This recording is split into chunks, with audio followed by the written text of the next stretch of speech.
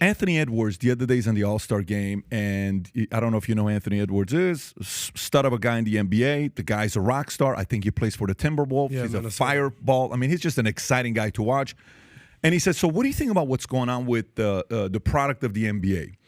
And he says, if there's one thing I could change with the NBA is I wish superstars would play every day and they wouldn't take these 2-3 days off, right? And then I saw Barkley yesterday. He's being interviewed by Stephen A. Smith. Not yesterday, probably 2 days ago or 3 days ago. And Stephen A. Smith's talking to him about the future of the NBA, the product, all this stuff.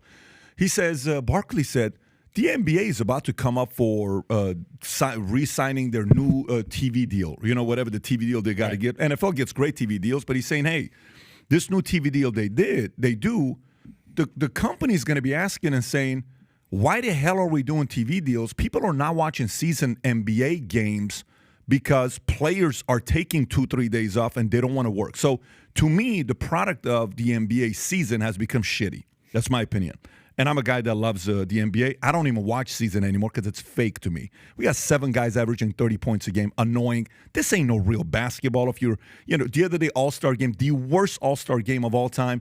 Sacramento Kings were playing the Clippers the other day. The winner won 176-175. That doesn't even make any sense to have a score like that, right?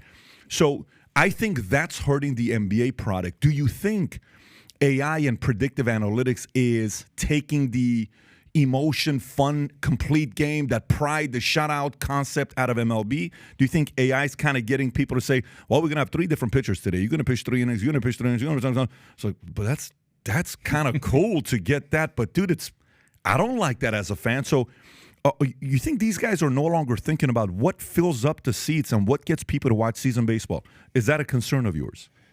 I think you're dead on, Pat.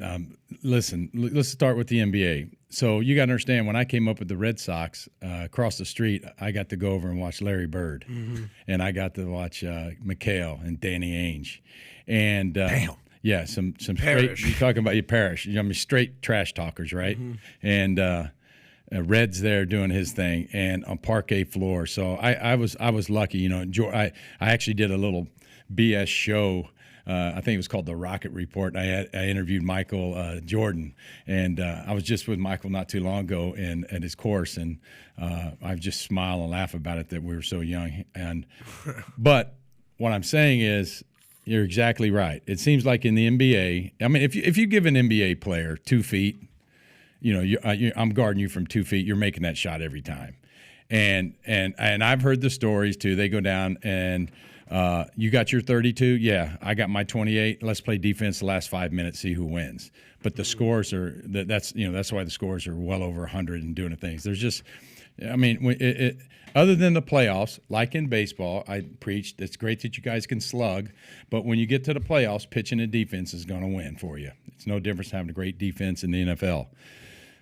But if I'm giving you this distance from where we sit right here, Pat, I mean, you're scoring. You're gonna score 50, and so again, I don't watch a lot of the NBA.